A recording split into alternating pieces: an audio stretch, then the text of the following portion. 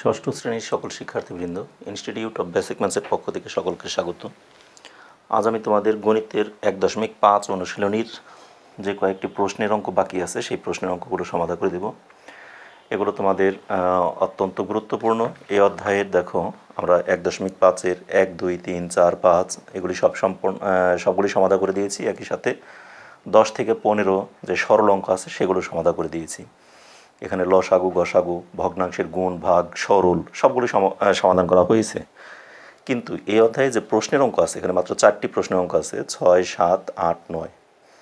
এই 4টি প্রশ্নের অঙ্ক তোমাদের সমাধান করে দেওয়া হয়নি। এই 4টি প্রশ্নের অঙ্ক কিন্তু খুব ইম্পর্টেন্ট এবং তোমাদের সৃজনশীল প্রশ্নের মধ্যে এ জাতীয় প্রশ্নই বেশি থাকে। আর এ কারণেই বুঝতেই তো পারছো এই 4টি অঙ্ক খুবই গুরুত্বপূর্ণ। তোমরা অবশ্যই মনোযোগ দিয়ে দেখবে এবং অঙ্কটাকে বোঝার চেষ্টা করবে। আমি যতটুকু সম্ভব খুব সহজভাবে এবং তাড়াতাড়ি অঙ্কগুলোকে বুঝিয়ে দেওয়ার চেষ্টা করব। তা ঠিক আছে, আমি শুরু করি। তোমাদের দেখো 6 নম্বর প্রশ্নে কী দেওয়া আছে। আগে আমরা প্রশ্নটাকে একটু পড়ি। তোমরা সামনে বইটা নাও, বই, খাতা, কলম এগুলো তোমরা অবশ্যই সামনে রাখবে। সেক্ষেত্রে দেখো 6 নম্বরে আমাদের প্রথমেই দেওয়া আছে জামাল সাহেব তার বাবার সম্পত্তির, আচ্ছা এখানে আমি একটি আন্ডারলাইন করে দিই। জামাল সাহেব তার বাবার সম্পত্তির 18 ভাগের 17 ভাগ মানে এত অংশের মালিক। তার বাবার যে সম্পত্তি আছে সেই সম্পত্তির 18 অংশের 17 অংশ মালিক হয়েছে নিজে। তিনি তার যে সম্পত্তি আছে 18 ভাগের 7 ভাগ, সেই সম্পত্তির 6-এর 5 অংশ 3 সন্তানকে সমানভাবে ভাগ করে দিলেন। তাহলে প্রত্যেক সন্তান সম্পত্তির কত অংশ পেল? তাহলে এখানে একেবারেই সহজ। এটা দেখো, তার সম্পত্তি আছে হলো 18 ভাগের 7 ভাগ। তাহলে এত অংশ, এর কথাটা কিন্তু এখানে চলে আসছে। এত অংশ 3 সন্তানকে দিল। তাহলে এর মানে আমরা কিন্তু এর আগে যে সরল অঙ্কগুলো করছি সেখানে কিন্তু এর আছে। যেখানে এর ছিল সেই এর অর্থটাকে আমরা বুঝে নেই গুণ। তাহলে এখানে আমরা এর দিয়েই করব, কিন্তু করব আমরা গুণ, কারণ এর অর্থটা এর কাজ হলো গুণ করা। ঠিক আছে, তাহলে ঠিক সেভাবে আমরা দেখি, চেষ্টা করি অঙ্কটাকে সমাধান করার। 6 নম্বরটা দেখো,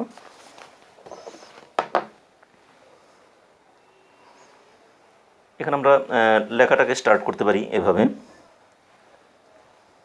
জামাল সাহেব তার বাবার সম্পত্তির এত অংশের মালিক। তার সম্পত্তির এত অংশ 3 সন্তানকে সমান ভাগে ভাগ করে দিলেন। 6 নম্বর,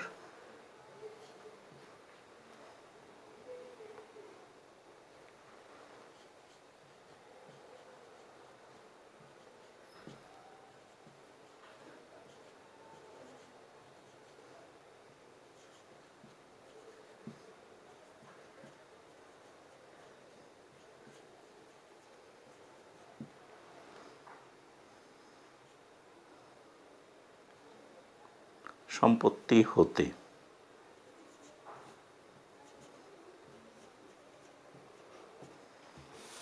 তিন সন্তানকে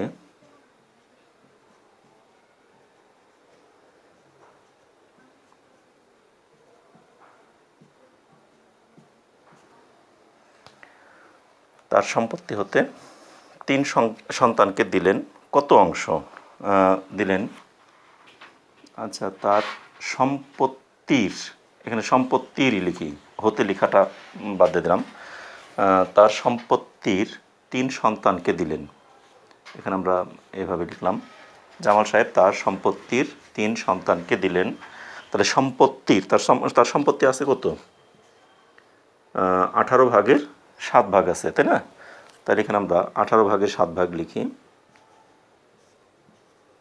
এত এর কত অংশ? 6-এর 5 অংশ। এত অংশ, বুঝতে পারছো কিনা? জামাল সাহেব তার সম্পত্তির 3 সন্তানকে দিলেন এত অংশ। তার সম্পত্তি হলো এত এর এত অংশ। তাহলে এখন এর মানে কি আমরা জানি? গুণ। এখন দেখো, আমরা এখানে এটাকে গুণ করা মানেই আমরা নিচে উপরে কাটাকাটি করব, কিন্তু 18 দিয়ে 5কে বা 6 দিয়ে 7কে কাউকে কাটাকাটি করা যায় না। তাহলে আমরা সরাসরি গুণ করে ফেলবো। 5 7 35, আর এখানে 6 18 কত, 6 8 48, 18 ঘরের নামটা তোমাদের অবশ্যই মুখস্থ থাকার কথা। 5 18 90, 6 18 108। তারপর আমরা গুণ করে দিই, কারণ তোমাদের যাদের 18 ঘরের নামটা মুখস্থ নাই তারা গুণ করে দিবে। 6 48-এর 8, হাতে হলো 4, 6 আর 4 10, মানে 108 ভাগের 35 ভাগ, এত অংশ। তাহলে এত অংশ দিল তার 3 সন্তানকে। কিন্তু এখন বলছে কি, তার 3 সন্তানকে সমানভাবে ভাগ করে দিলেন। তাহলে এই যে এত অংশ 3 সন্তানকে দিল, এই অংশটাকে 3 সন্তানকে সমানভাবে ভাগ করে দিছে। তাহলে প্রত্যেক সন্তান কতটুকু করে পেল? আমার প্রশ্নটা হলো এখানে প্রত্যেক সন্তানের সম্পত্তির অংশ কত, এটাই। তাহলে এখন লিখি, তিনি তার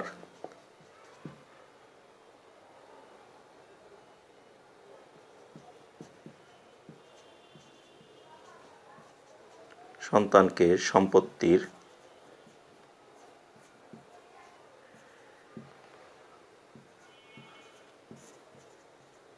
এত অংশ সমানভাবে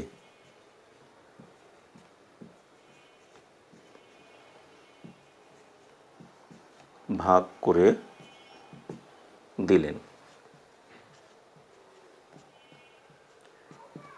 সুতরাং প্রত্যেক সন্তান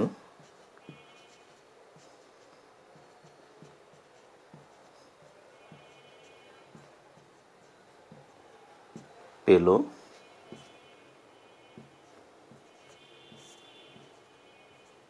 এত ভাগ 3 অংশ, মানে প্রত্যেক সন্তান পেল 3 ভাগের 1 ভাগ, মানে এই টোটালটার 3 ভাগের 1 ভাগ প্রত্যেক সন্তান পেল, এই তো। তাহলে এখন এটাকে আমরা 3 দিয়ে ভাগ করব। 3 দিয়ে ভাগ করা মানে কি, আমরা ভাগটা কীভাবে করি মনে আছে অবশ্যই তোমাদের, 35 নিচে 108, আর এই 3-এর নিচে কিছুই নাই, মানেই মনে মনে একটা 1 আছে। তাহলে আমরা কি করব, এই 1টাকে উল্টে দেব গুণ চিহ্ন দিয়ে, উপরে চলে যাবে 1 আর নিচে আসবে 3, এত অংশ। এখন দেখো 3 দিয়ে উপরে 35কে কাটা যায় না, তাহলে আমাদের কি 35-একে 35 আর নিচে 108কে 3 দ্বারা গুণ করলে 300, 3 8 24, 324 ভাগের 35 ভাগ। তাহলে এতটুকুই কিন্তু প্রত্যেক সন্তান পায়।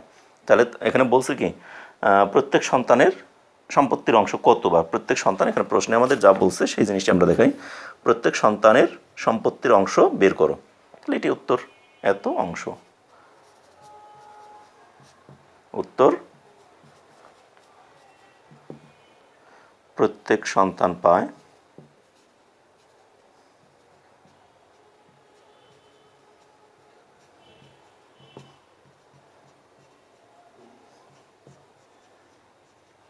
সম্পত্তির এত অংশ। শেষ। এত বড় না লিখতে পারলে পরীক্ষার হলে খালি এটুকু লিখে দিলে উত্তর এত অংশ, শেষ। কারণ প্রত্যেক সন্তান পায় সে কথাটা কিন্তু আমরা এখানে লিখছি একবার, এই জন্য উত্তরের সময় আবার ওই কথাটাকে না লিখলেও চলবে, সরাসরি শুধু এই অংশ এটুকু লিখে দিলেও কিন্তু অঙ্কটা হয়ে যাবে আমাদের। ঠিক আছে, তাহলে আমাদের কিন্তু একটা অঙ্ক কমপ্লিট হয়ে গেল। আমরা এখানে 4টি অঙ্ক আছে, আমরা খুব তাড়াতাড়ি বলছি অঙ্কটাকে বুঝিয়ে দেবো, এবং খুব সহজ অঙ্ক কিন্তু এগুলি, কারণ ভগ্নাংশের অঙ্ক তোমরা যেহেতু এর আগে করে আসছো, এখন শুধুমাত্র আমাদের প্রশ্নের অঙ্ক মানে কি, কিছু কথা লিখতে হয়, শুধু এটুকুই ডিফারেন্স, কিন্তু বাস্তবে কিন্তু অঙ্কগুলো কঠিন না, অঙ্কগুলো খুবই সহজ। তা ঠিক আছে, আমাদের 6 নাম্বারটা হয়ে গেল, এবার আমরা 7 নাম্বারে চলে যাই।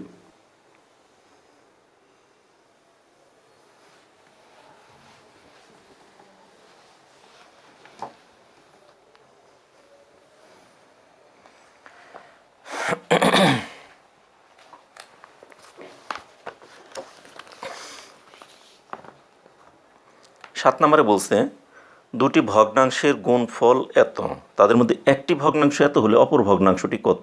একেবারেই সহজ, একটি ভগ্নাংশ যদি এটা হয় তাহলে অপর ভগ্নাংশ কী হবে, এই মানটাকে এটা দ্বারা ভাগ করতে হবে।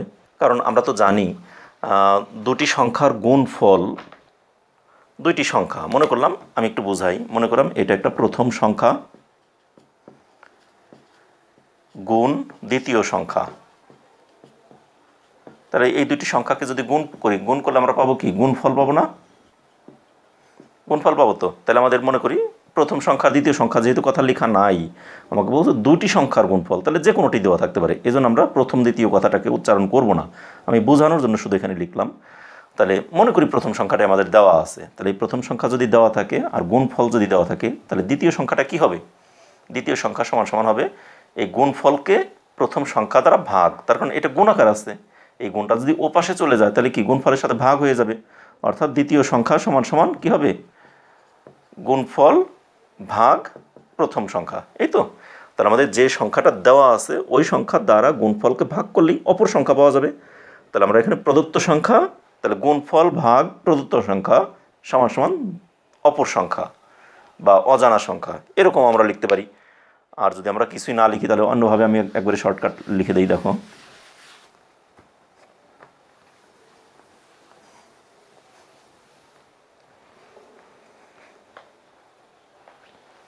তাহলে এই অঙ্কটা একদম সহজ, আমাদের শুধুমাত্র ভাগ হবে।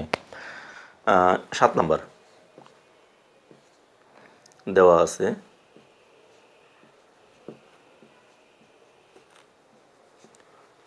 দুটি সংখ্যার গুণফল, দুইটি সংখ্যার না, এখানে লিখছে ভগ্নাংশের, আসলে এটা ভগ্নাংশ, এই জন্য আর কি।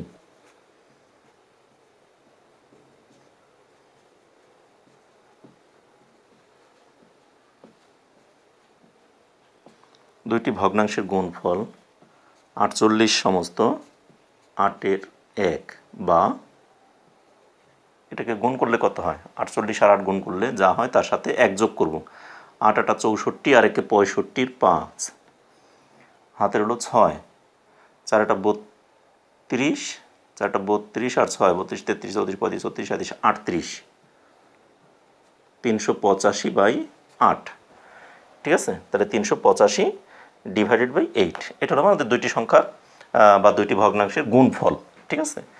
এখন 385 ডিভাইডেড বাই 8, এটা আসলে আমাদের দুইটি সংখ্যার গুণফল। এখন আমাদের দেওয়া আছে তাদের মধ্যে একটি সংখ্যা কই এত, এবং একটি সংখ্যা বা একটি ভগ্নাংশ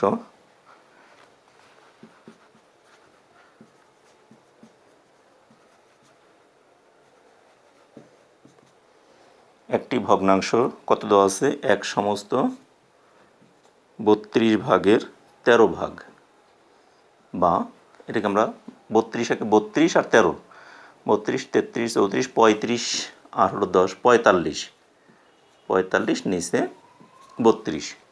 এই তো, এখন আমাকে বের করতে বলছে অপর সংখ্যাটি কত। তাহলে এখন আমরা সরাসরি লিখে ফেলি। সুতরাং অপর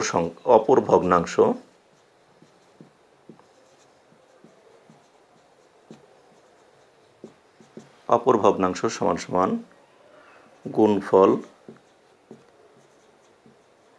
ভাগ একটি ভগ্নাংশ। একটি ভগ্নাংশ অথবা প্রদত্ত ভগ্নাংশ, প্রদত্ত লিখলেও পারতা, তোমাদের যেটা সহজ মনে হয়। প্রদত্ত লিখলেও কিন্তু আরও সুন্দর হয়, ঠিক আছে? তাহলে এখানে অপর ভগ্নাংশ সমান সমান কত হবে? গুণফল দেওয়া আছে আমাদের 385 আর নিচে হলো 8 ভাগ একটি, আর যে একটি ভগ্নাংশ দেওয়া আছে 45 নিচে 32। এখন এই ভাগ আছে মানে তাহলে আমরা কি করব? এটাকে গুণ চিহ্ন দিয়ে উল্টিয়ে দেব। 385 নিচে 8 গুণ চিহ্ন দিয়ে 32টা চলে গেল উপরে, আর নিচে চলে আসলো 45। এখন দেখি কাটাকাটি করা যায় কিনা। এই 8 দিয়ে আমরা কিন্তু কাটতে পারি 32কে, তাই না?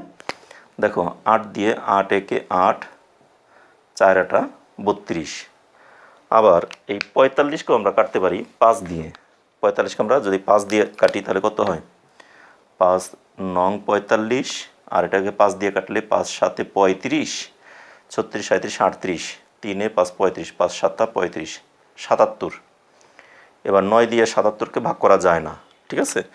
তাহলে আমাদের এটি এখন গুণ করে ফেলবো। শুধু এই 77 আর 4 গুণ করলে যেটা হয় সেটি হবে আমাদের অ্যান্সার, ঠিক আছে? তাহলে একেবারেই কিন্তু সহজ, তোমরা খুব সহজেই এটা অঙ্কটা আশা করি বুঝতে পেরেছো। তাহলে 77 আর 4 গুণ করি, 4 7 28 8, হাতের হলো 2, 4 7 28 29 30, আর নিচে হলো 9। এখন এটি কিন্তু আমাদের অ্যান্সার। কিন্তু এখানে যেহেতু আমাদের একটা অপ্রকৃত ভগ্নাংশ রয়ে গেল, যার জন্য এটাকে আমরা প্রকৃত ভগ্নাংশে নিয়ে আসি বা মিশ্র ভগ্নাংশে নিয়ে আসি। 9 দিয়ে 30কে ভাগ করলে, অন্য জায়গায় রাফ করবা, ডান পাশে যেহেতু তোমাদের জায়গা আছে, এরকম 9 দিয়ে 308কে ভাগ করবা। তাহলে ভাগ তোমরা উপরেও লিখতে পারো, 5 তারপরে এরকম করছো, আবার 6 এইভাবেও করছো। 3 নং 27, তাহলে এখানে থাকে 3 8, 3 নং 27, 4 নং 36, 4 নং 36, তাহলে এখানে 2 অবশিষ্ট থাকে। তাহলে আমাদের অ্যান্সারটা হবে কত? 34 সমস্ত 9 ভাগের 2 ভাগ। এটি অ্যান্সার। 34 সমস্ত 9 ভাগের 2 ভাগ। একদমই কিন্তু খুব সহজে হয়ে গেল, তাই না? তাহলে উত্তরটা এখানে লিখে দেবো, খালি উত্তর অপর সংখ্যা বা অপর ভগ্নাংশ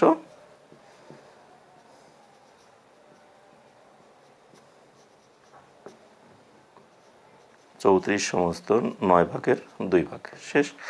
তাহলে এভাবে আমরা কিন্তু খুব সহজভাবে দুটি অঙ্ক সমাধান করে দিয়ে দিলাম। এর পরবর্তী অঙ্কটা দেখো।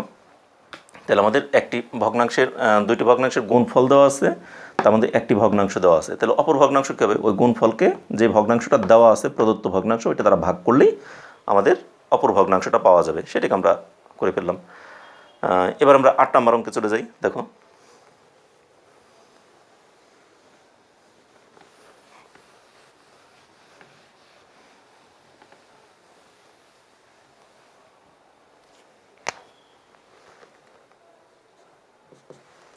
আট নাম্বার।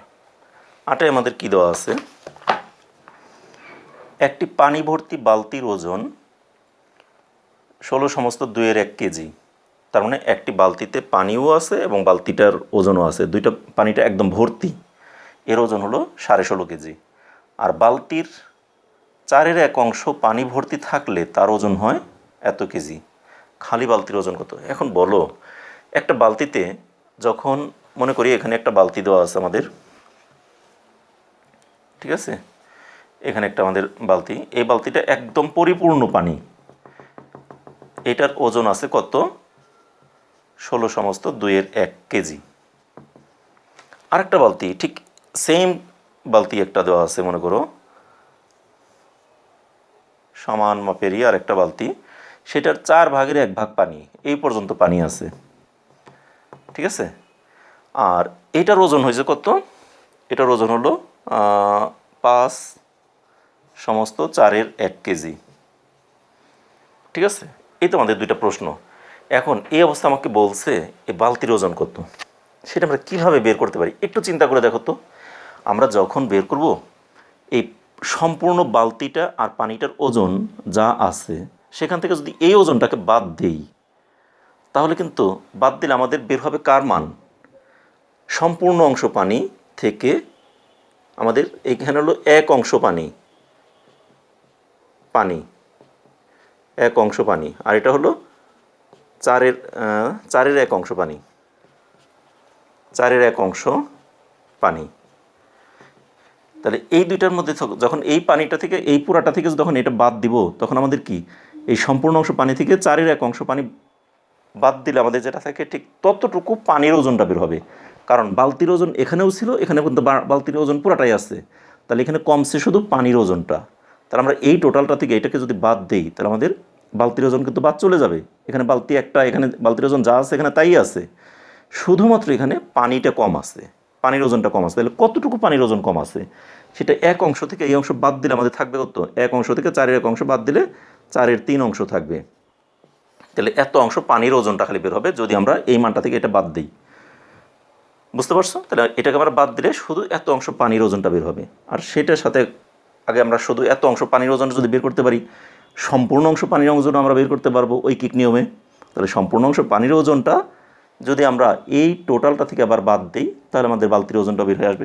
যাই হোক, অঙ্কটাকে করলে তখন তোমাদের আরও একটু সহজ হবে। এখানে মুখে তারপর আমি একটু একে বুঝাইলাম যতটুকু সম্ভব তোমাদেরকে একটু সহজ করানোর জন্য।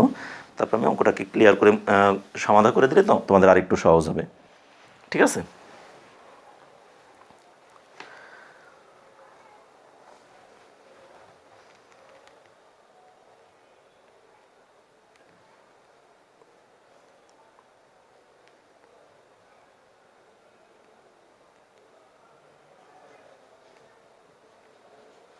বালতির এক অংশ, আচ্ছা এক অংশটা পরে লিখি, আগে সম্পূর্ণ লিখি, সম্পূর্ণ বা এক, এইভাবে লিখি,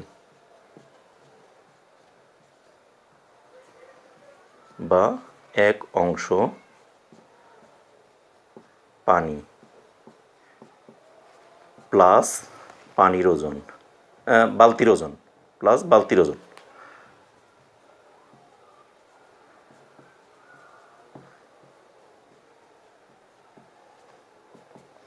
সমান সমান কত দেওয়া আছে 16.5 এত কেজি, তাই না? আবার দেখো এই বালতির এই এক লিখি, এখানে এক অংশ না লিখে 4-এর 1 অংশ পানি, 4-এর 1 অংশ পানি, সাথে তো বালতির ওজনটা আছেই,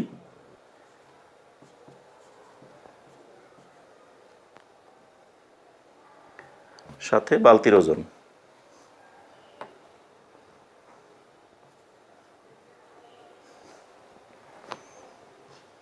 বালতি তো লিখছি একবার, তাহলে বালতির ওজন সমান সমান দেওয়া আছে কত 5 সমস্ত 4-এর 1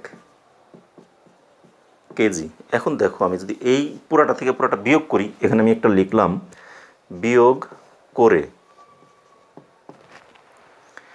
করি সম্পূর্ণ পানি ওজন আর এত অংশ পানি, তাহলে 1 থেকে এত বিয়োগ করব, 1 থেকে বিয়োগ করব 4-এর 1, মানে এটা থেকে উপরেরটা থেকে নিচেরটা বিয়োগ করব, এত অংশ পানির ওজন,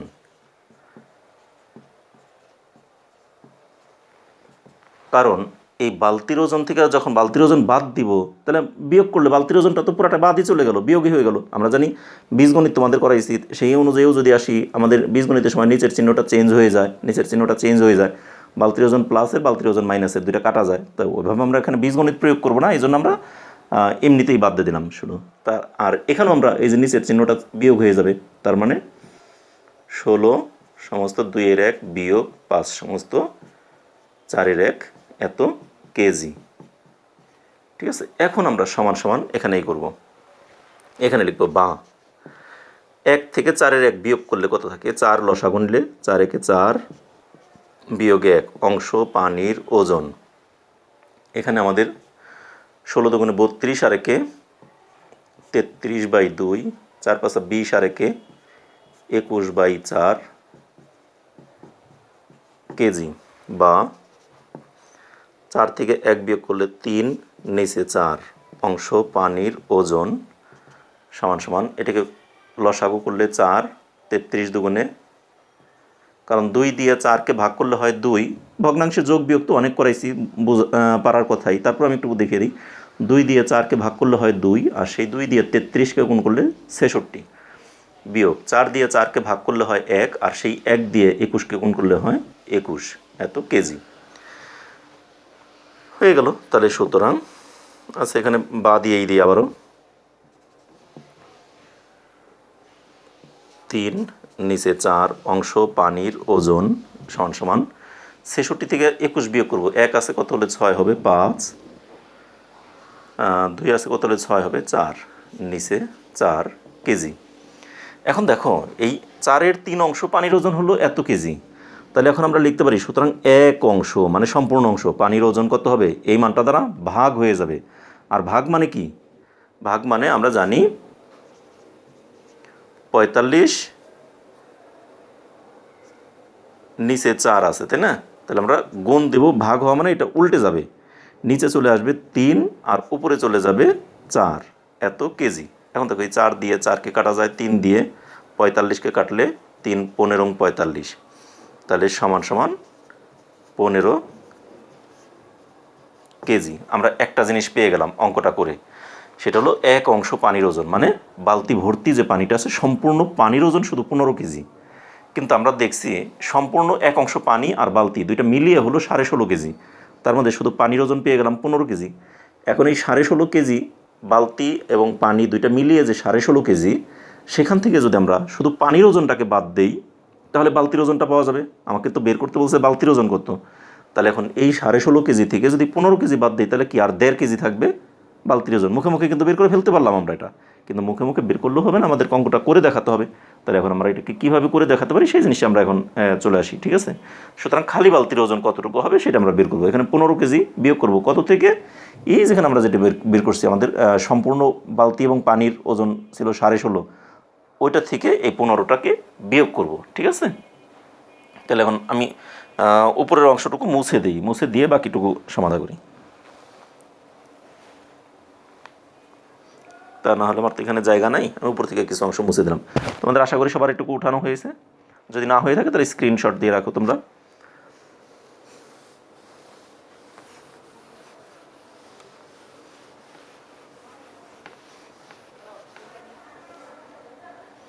তাহলে সম্পূর্ণ বালতি এবং সম্পূর্ণ পানির ওজন ছিল 16 সমস্ত 2.1 কেজি, আর এখানে শুধু পানির ওজন পেলাম আমরা 15 কেজি, তাই না। তাহলে এখন আমরা সরাসরি লিখে দিতে পারি। সুতরাং খালি বালতির ওজন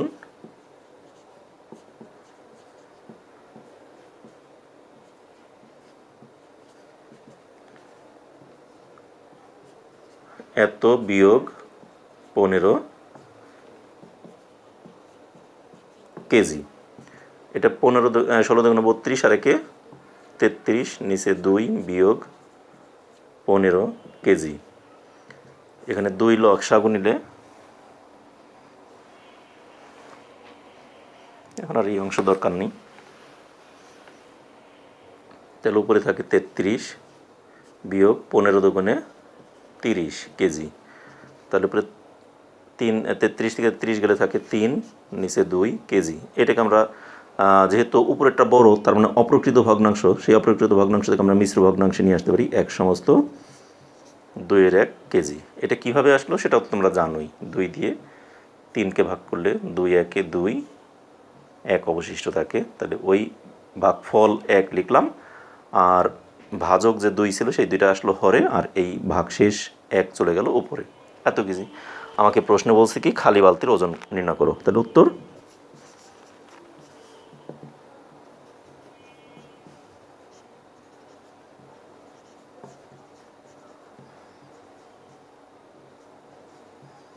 খালি বালতির ওজন 1 সমস্ত 2.1 কেজি। শেষ। তার আমাদের অঙ্কটা কিন্তু 8 নম্বর অঙ্ক কমপ্লিট। এবারে আরেকটি অঙ্ক আছে 9 নাম্বার, তাহলে আমাদের এই চ্যাপ্টারটা শেষ হয়ে যাবে। এর পরবর্তীতে আমরা চলে আসবো দশমিক ভগ্নাংশের অধ্যায়। তা ঠিক আছে, আমরা এবার এটা আশা করি সবাই বুঝতে পেরেছো। খুব সহজ একটা অঙ্ক, একেবারেই সহজ, তোমরা এটা না বোঝার কিছুই নেই।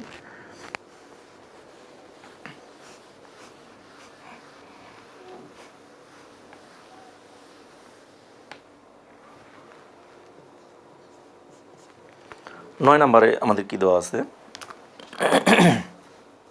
দেখাও যে 5 সমস্ত 4-1 ও 2 সমস্ত 8-1 এর গুণফল, মানে এই দুইটা ভগ্নাংশের গুণফল, এই দুইটা ভগ্নাংশের মানে এদের গসাগু ও লসাগু এর গুণফলের সমান।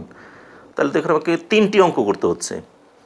এই দুইটি ভগ্নাংশ থেকে একবার আমরা গসাগু বের করব, আবার এই দুইটি ভগ্নাংশ থেকে লসাগু বের করব। বের করে সেই গসাগু আর লসাগুয়ের গুণফল বের করে আমরা রেখে দিব হাতে, অর্থাৎ যে কোনো একটা সংখ্যা আসলো রেখে দিলাম। এরপর আবার করব কি, এই দুইটা সংখ্যাকে সরাসরি গুণ করব। গুণ করে দেখব ওই যে আমরা লসাগু আর গসাগু দুইটা গুণফল যা পেয়েছিলাম ওইটা সমান আসে কিনা। যদি আসে তাহলে হ্যাঁ, দেখাও যে বলছে তাহলে দেখানো হয়ে গেল শর্ট। ঠিক একই এই কাজটাকে আমরা এখানে করব। তাহলে এখানে দুইটি ভগ্নাংশ তো আছে, সেই দুইটি ভগ্নাংশের লসাগু কীভাবে বের করতে হয় সেটা তোমাদের কিন্তু এখানে 5 নম্বর অঙ্কে এখানে আমি 3টা লসাগু করে দেখাইছিলাম। আবার এই দুটি ভগ্নাংশের গসাগু কীভাবে বের করতে হবে সেটাও আমরা 4 নম্বর অঙ্কে করে দেখাইছি। আবার এই দুইটা ভগ্নাংশকে গুণ কীভাবে করতে হয় সেগুলো আমরা 1 নম্বর অঙ্কে করে দিয়েছি। তাহলে এগুলি সকলেই তোমাদের জানা। সেই জানা অঙ্কগুলোকে জাস্ট এক জায়গাতেই এক অঙ্কে 3টি অঙ্ককে এখানে অ্যাড করে দিছি। শুধু সেই 3টি পার্টকে আমার আলাদা আলাদাভাবে করতে হবে, শুধু এটুকুই কাজ। তোমাদের শুধু একটু বুঝে নিতে হবে যে আমাদের কি প্রশ্নে কি করলো বা প্রশ্নে কি বললো, সেই জিনিসটি তোমাদের খালি বোঝাটা মুখ্য বিষয়। ঠিক আছে, তাহলে দেখি এখন আমরা এটাকে সমাধান করে ফেলি। দেওয়া আছে দুইটি ভগ্নাংশ,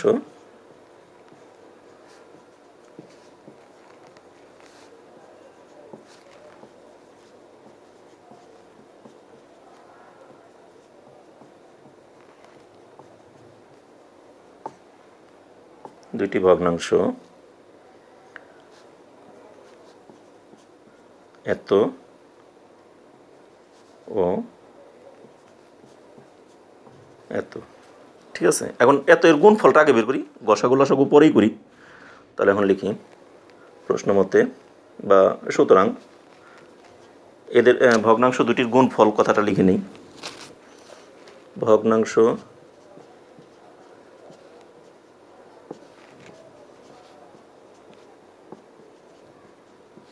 ভগ্নাংশ দুইটির গুণফল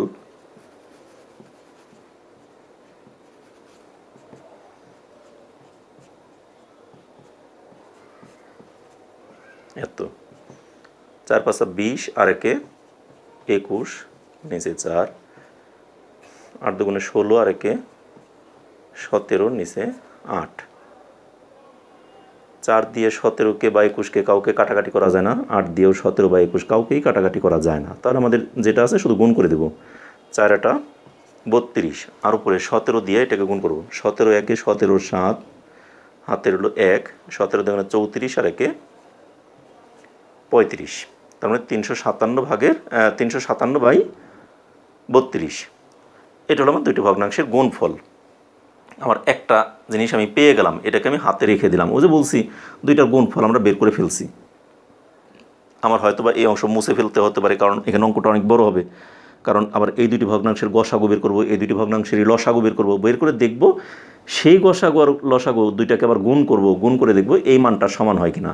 তাহলে এই মানটা হলো আমি আলাদাভাবে একটা জায়গায় লিখে রাখি। এই মানটা আমি কত পেয়ে গেলাম, যদি আমার এটুকু মুছতেও হয় আমার এখানে সাইডে এটা রেখে দিলাম। দুইটার গুণফল হলো 357/32। এটা আমার একটা রেখে দেওয়া একটা মান, ঠিক আছে। আমরা একটা পার্ট পেয়ে গেলাম। তারপর আগে মুছবো না, যদি যখন মোছা লাগে তখন মুছবো আর কি, ঠিক আছে।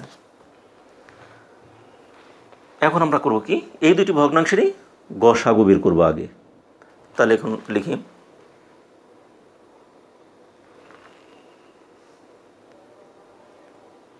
প্রদত্ত ভগ্নাংশ দুটি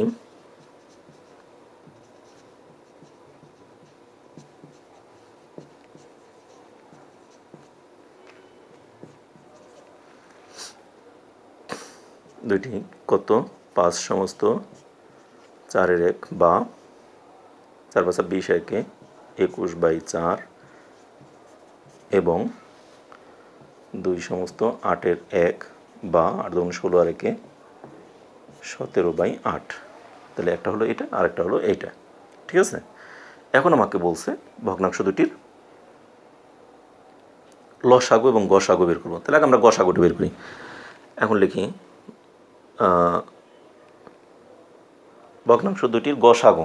আমরা জানি ভগ্নাংশ দুটির গসাগু কি, গসাগু সমান ভগ্নাংশর লবগুলোর গসাগু আর হরগুলোর লসাগু। এ তো আমরা জানি, তাই না। তার মানে গসাগু মানে হলো লবগুলোর গসাগু আর হরগুলোর লসাগু, আর লসাগুর ক্ষেত্রে তার উল্টাটা হয়, এই তো। তাহলে এখন আমরা এই দুইটা ভগ্নাংশের এখন আমরা গসাগু আর লসাগুটা বের করব। তাহলে লিখি সুতরাং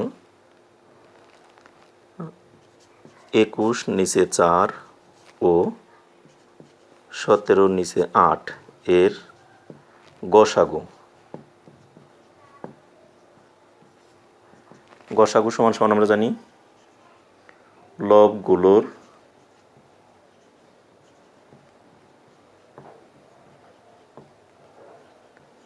গসাগু ডিভাইডেড বাই হরগুলোর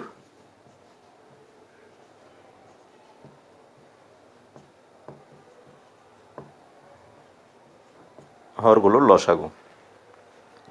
তাহলে এখন এই যে লব আছে কত 21 আর 17, এই দুইটার গসাগু কত সেটা তো আমরা জানি না। তাহলে দেখো 21 আর 17 দুইটাই কিন্তু সহমৌলিক সংখ্যা, কারণ এক ছাড়া এখানে আর সাধারণ কোনো গুণনীয়ক নেই।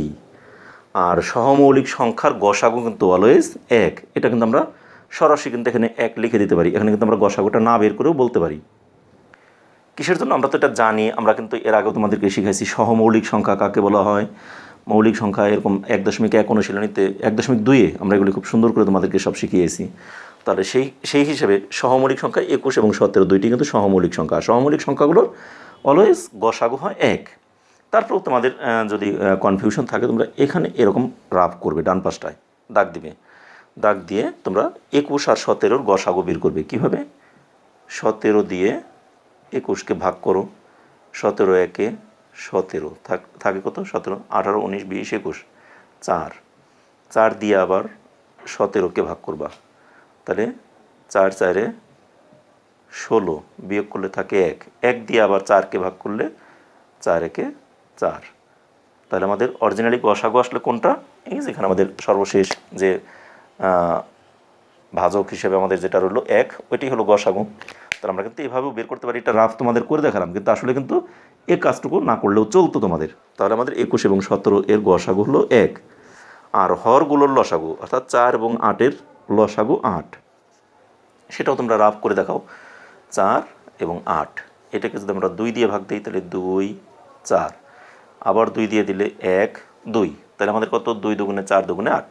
ঠিক আছে, তাহলে এটি আমাদের কত আসলো? গসাগুটা পেয়ে গেলাম। ঠিক আছে, এখন আবার করব কি, এই দুইটি ভগ্নাংশেরই লসাগু বের করব। তাই আমাদের একটা পার্ট কিন্তু হলো। এখন আরেকটা পার্ট করতে হলে আমাকে কিন্তু মুছতে হবে, তা না হলে নিচে আমার জায়গা নাই। আমি সেক্ষেত্রে একটু মুছে নিই এটাকে, এগুলো মুছে দিলাম। ঠিক আছে,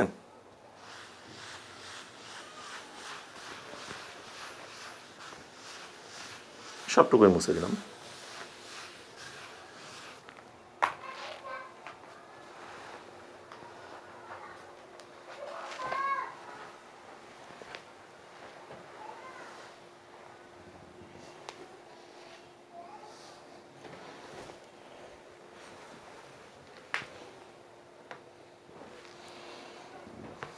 তাহলে এখন আমাদের লব দুইটির লসাগু বের করব, ভগ্নাংশ দুইটির।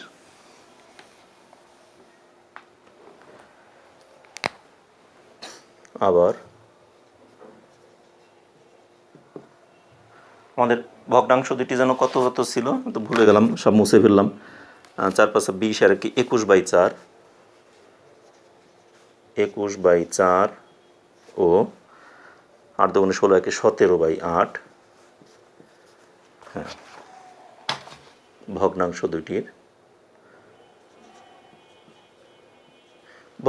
দুইটির লেখার দরকার নাই, এত ও এত এর লসাগু। তার কারণ তোমাদের এক লাইনে আটবে না। লসাগু সমান আমরা সূত্রটা জানি, লবগুলোর লসাগু, আর নিচে হলো হরগুলোর গসাগু।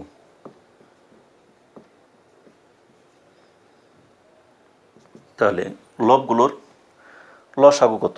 21 এবং 17। এই যে সহমৌলিক সংখ্যা কিছুক্ষণ আগেই বললাম, তাহলে এটাকে কোনো সংখ্যা দ্বারা, কমন কোনো সংখ্যা দ্বারা ভাগ করা যায় না। তাহলে এই দুইটার লসাগু হবে কত? এই দুইটার গুণফল, 21 আর 17 দুইটার গুণফল। তাহলে 21 আর 17 গুণফল তো আমরা কিছুক্ষণ আগে একবার বের করছিলাম ওখানে মনে হয়। তারপর দেখি 17 একে 17-র 7, হাতের হলো 1, 17 2 34 আর একে 35, এটি লসাগু। আর গসাগু 4 এবং 8-এর গসাগু কত? দেখো সরাসরি 4, কারণ 4 দিয়ে 8-কে ভাগ করলে 4 দুগুণে 8, ভাগ করলে মিলে যায়, অর্থাৎ এটাই এই 4ই হলো আমাদের কি? গসাগু। ঠিক আছে, তাহলে আমাদের এই ভগ্নাংশ দুইটির লসাগু পেলাম এত, আর কিছুক্ষণ আগে আমরা গসাগু পেয়েছিলাম হলো গসাগু, কিছুক্ষণ আগে আমরা যে গসাগুটা বের করছিলাম সেই গসাগুটা বের করছিলাম কত যেন? গসাগু বের করছিলাম হলো 1, উপরে 1 আর নিচে, গসাগু বের করেছিলাম হলো 1 আর নিচে 8, 8 ভাগের 1 ভাগ, এটা ছিল আমাদের গসাগু। ঠিক আছে, তাহলে এখন লিখি, সুতরাং ভগ্নাংশ দুইটির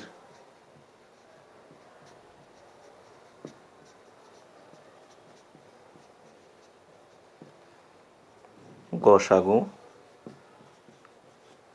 ও লসাগু এর গুণফল। গুণফল কত? আমরা গসাগু পেয়েছিলাম হলো 8 ভাগের 1 ভাগ, আর লসাগু পেলাম 357/4 এত। তাহলে এই দুটাকে গুণ করলে কত হয়? উপরে 357 আর নিচে 4টা 32। আমরা কিছুক্ষণ আগে বের করছিলাম, ওই যে উপরে আমি রেখে দিছি যে নর্মালি যে ভগ্নাংশ দুইটা ছিল আমাদের, সেই ভগ্নাংশ দুইটার গুণফল ছিল 357/32। আর এখানে লসাগু আর গসাগু যে দুইটা আমরা আলাদা আলাদা বের করলাম, সে দুটির গুণফলও পেলাম আমরা 357/32। তাহলে যেহেতু একই পেয়ে গেলাম, তাহলে এটি আমাকে বলছে দেখাও যে এত গুণফলগুলির সাথে দুটা সমান। তাহলে এখন প্রশ্নটাকে সরাসরি এখানে লিখে দিলেই হয়ে গেল। ঠিক আছে, তাহলে এখন লিখবো, সুতরাং প্রশ্ন আমরা বই দেখে দেখে একবার সরাসরি প্রশ্নটাকে লিখে দেবো শুধু। সুতরাং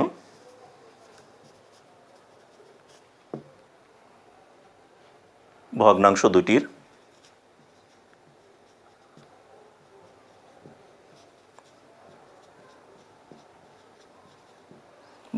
দুটির গুণফল সমান সমান এদের গসাগু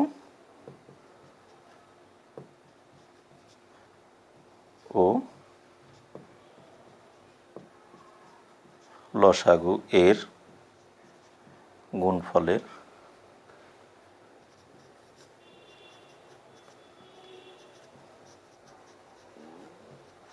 সমান। ব্র্যাকেটে লিখব দেখানো হলো।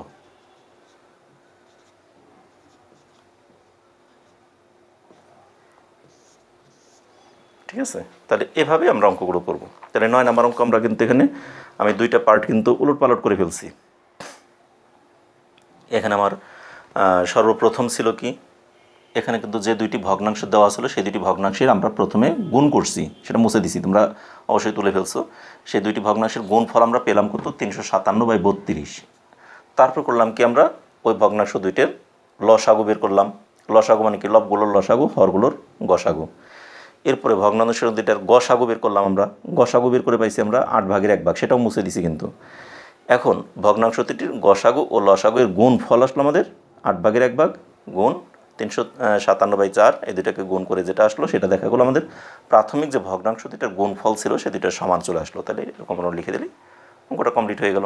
তাহলে আমাদের কিন্তু একেবারে খুব সহজভাবে আমরা কিন্তু এই চ্যাপ্টারের 4টি প্রশ্নের অঙ্ক ছিল, সেই 4টি প্রশ্নের অঙ্ক আমরা কিন্তু সমাধান করে দিয়ে দিলাম। ঠিক আছে,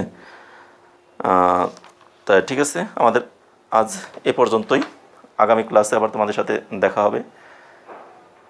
সে পর্যন্ত তোমরা সকলে ভালো থেকো, সুস্থ থেকো এবং নিরাপদে থেকো, আমাদের চ্যানেলের সাথে থেকো। আমার ক্লাসগুলো যদি তোমাদের ভালো লাগে তাহলে অবশ্যই ক্লাস শেষে লাইক দিবে এবং তোমাদের বন্ধু বান্ধব আত্মীয় স্বজন সবার সাথে ক্লাসগুলোকে শেয়ার করবে। এবং একই সাথে বলবো, যারা এই চ্যানেলকে এখনও পর্যন্ত সাবস্ক্রাইব করোনি তারা অবশ্যই সাবস্ক্রাইব করবে, আর যারা অলরেডি সাবস্ক্রাইব করেছো তাদেরকে অসংখ্য ধন্যবাদ। ধন্যবাদ সকলকে।